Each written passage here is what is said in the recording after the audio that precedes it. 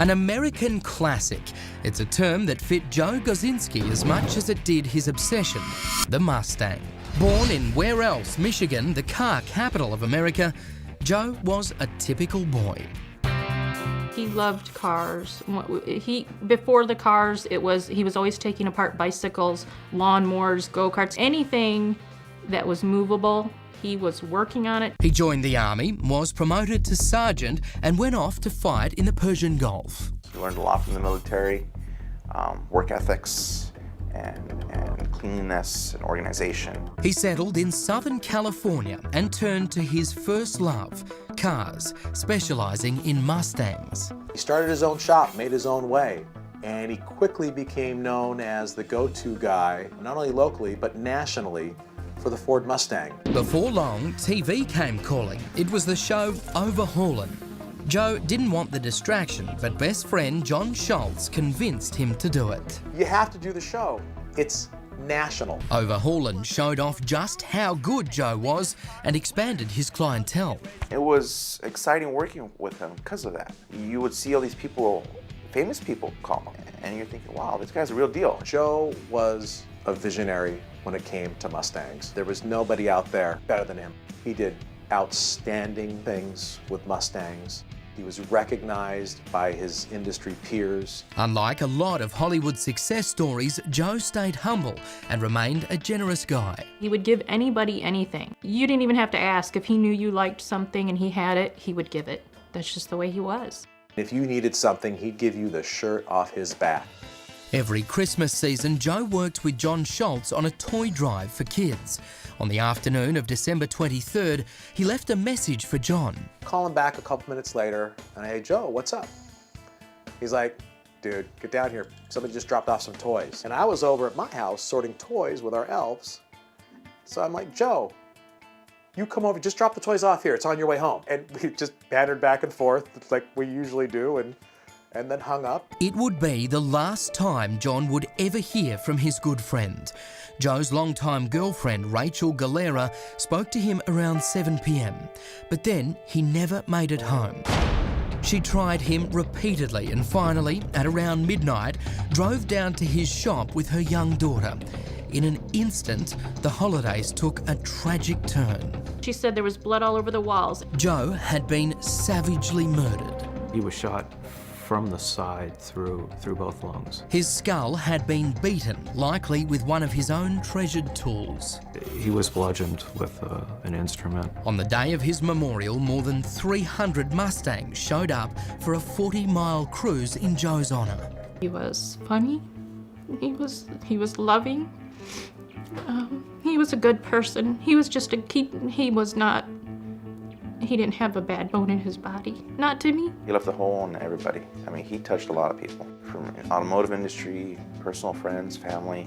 It was tough. Cops in Torrance, California, just south of LA, are baffled. The door to the business was open. There was no sign that there was any forced entry. And during the investigation inside, looking out throughout the crime scene, it didn't appear that there had been any ransacking of the business. If not robbery, what could possibly be the motive? For him to be being this bad, it had to be personal. Personal? Who could have that much hatred for the all-American guy with the unique talent for muscle cars? Though there were no obvious suspects, it became apparent not everyone who knew Joe was a fan. Joe was described by several of the people that we talked to throughout the course of this investigation as someone who could be difficult to get along with. Even his own sister says there were times it was tough to deal with Joe, especially when it came to ideas on how to modify his beloved Mustangs. If you came in with an idea and he didn't like, he would just tell you, that's stupid. Do it this way. Do it the way I think it should be done. And some people don't like that. Joe was a tough cookie. You catch him on his good days, you catch him on his bad days. You come in the morning, good morning, Joe. He'll get all mad at you. You had a bad morning. And all of a sudden, you just turn a 180. He'd be just smiling at you. And it was very interesting working with Joe. That's for sure. Could Joe's mouth have gotten him into big trouble? Surely, even a customer with a giant grudge wouldn't take it that far. I think he probably had people who disliked him. Everybody does. But I wouldn't say he had any enemies that would want to kill him for whatever reason. The only questions I have is why? Why would someone do this to Joe? It just doesn't make sense. That's what a lot of people want to know, including the cops. There hasn't been a clear suspect that's come into focus for us. No clear suspects, but Joe's inner circle has clear suspicions. His sister, Michelle Wood, believes this was a crime of passion and thinks the cops should have focused their investigation on the person closest to Joe. I think this could have been solved by now if they would have done a lot more in the beginning. And looking at the one person that maybe they didn't look at hard enough. Who was that one person, in her opinion? The answer's with her, I know it is. And it's not just Joe's sister. Everyone close to Joe points the finger in the same direction. It's Rachel. Rachel. That Rachel is Rachel Galera, Joe's live-in girlfriend. She is the one who found Joe dead on the concrete floor of his auto shop. Rachel Galera has never been charged in connection with Joe's death or even officially named a person of interest. And if cops suspect her, they're not saying. Rachel Galera, I wouldn't say she was ever considered as a suspect in the case, but whenever you have a crime of this nature and there's no immediate suspect that comes forward, we always look at the people that are close to the victim. She was cooperative with our investigation. Cooperative, yes, at least at first, but police say Rachel refused to take a lie detector test. We asked Ms. Galera specifically to if she would submit to a polygraph examination so that we could completely rule her out as having no knowledge of what took place. And she was initially reluctant to take the polygraph, but ultimately she agreed to do it. And then when it came time for that day for it to happen, she ended up backing out. We had a similar experience. Crime Watch Daily contacted Rachel for an interview. She first said no, then accepted, but in the end, she backed out. In an interview with the Torrance newspaper, The Daily Breeze, Rachel denied having anything to do with Joe's killing. She suggested his straightforward attitude may have led to his murder, saying, quote, "Sometimes if he had an employee and they were acting stupid, he would yell at them and call them stupid. He would really put you down. He had an anger thing." But friends and family tell us Rachel's relationship with Joe was also very volatile. Joe and Rachel, a very complex relationship. For a little girl, she was pretty aggressive. The way she would speak to Joe and treat him, you're thinking, wow, this girl's got some issues, that's for sure. She was violent. She had attacked him this one particular time I was talking to him. They had been arguing. He had given up. He went to bed. And I guess she came running into the bedroom. You know, his bed was right in the door, and she jumped on his back and just started smacking him. And friend and former employee Renee Barber tells us Joe was concerned and shared some texts with him. Text messages were from Rachel. They were very repetitive. They were just one after the other. You know, F you, F you, F you. And it was almost psychotic to the point. That's the way I would put it.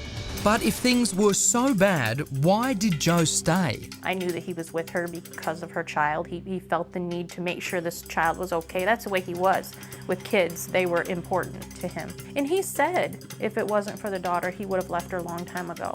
Those closest to Joe say he had finally reached the end of his rope. He was to the point where he was gonna leave. He finally realized after so many years, I can't take this no more. Joe was moving out on January 1st. He was actually moving in with a friend of mine in the Palos Verdes area. And he had told that person that she wouldn't leave, so he was leaving the house because she wouldn't go. When we went to his apartment finally, we had noticed in his side of the garage, there was a lot of his personal things were down there packed. He had clothes in a backpack, he had a blanket my mom had given him, he had watches, photo albums in his garage, ready to go, like he was leaving. It was apparent, and then we found out later that he had already put a deposit down on an apartment. Police haven't commented on that, but his sister believes Joe moving out was the final straw. I think in the end, when she knew he was going to leave her, I think she got desperate. And she didn't want him to leave. Why would you want someone to leave who takes care of your child, gives you a place to live? You know, he had actually thrown her out of his apartment before, and she begged to come back and used her daughter as, you know, where's my kid gonna live? We can't be in the street. So he let her back in. In our last phone call to Rachel, she told Crime Watch Daily, the only people who really know what's going on in a relationship are the people who are in it. And even Michelle admits Rachel never acted like there was any problem in the relationship. And when I asked her about it, she denied everything. She said they were gonna get married, they were gonna have a child, he wasn't moving, everything was fine. I don't believe that at all. Rachel told the Daily Breeze she knows the Gosinski family suspects her, so she has broken off contact with them. She also is upset that police treated her with suspicion. But friends say the way Rachel acted after Joe was killed is very suspicious. Something that I realized after some time, and then looking back at texts and emails, phone calls, voicemails with Rachel, is that she's never asked who did it. She's never asked. She's never said, I want justice. I hope that we find who did it. What happened to Joe? Why? Her conversations were about material things, possessions. Joe wanted me to have the BMW. Joe wanted my daughter to have the 700 horsepower Shelby Mustang. And if there's anything I know about Joe, is he would not put a little girl in a 700 horsepower Shelby Mustang. Police haven't ruled out robbery as a motive, and friends tell Crime Watch Daily something from the auto shop was stolen. The safe was taken. That's right, he said the safe. Turns out Joe had a little-known private office on the floor above the shop. In it was a standard mini safe where Joe kept his secret stash of cash. He always wanted to have spare cash because he was the type of person, if he found a good deal on a car or parts or something, he wanted to have money on hand to go buy it. A manual for the safe was even found and given to the cops. But at this point, police will not confirm the safe even existed. Still, Sergeant Turrentine says cops are following every lead. We analyzed tons of evidence, but those, unfortunately, we worked everything that we had to a point where we came to a dead end. After 5 years, the vicious murder of Joe Gosinski is now classified as a cold case. And despite the suspicion of family and friends, police have no official suspects. This crime will definitely be solved. I would say to the person that killed Joe Gosinski that the Torrance Police Department is going to be relentless in our pursuit of you. Let's honor our friend by raising our glasses. Every year on December 23rd, the anniversary of Joe's death, friends and family gather to salute him over dinner and drinks. And Joseph, I hope that you're listening to us and knowing that we love you and that we miss you and that we're hoping that we can bring justice to this situation for you. And for those who loved Joe, his murder will forever cast a tragic shadow on the holiday season. Christmas isn't a happy time anymore. Joe loved Christmas. He just loved it, and now it's hard. My mom and sister, they don't even decorate for Christmas. It's just really hard. I don't like Christmas anymore.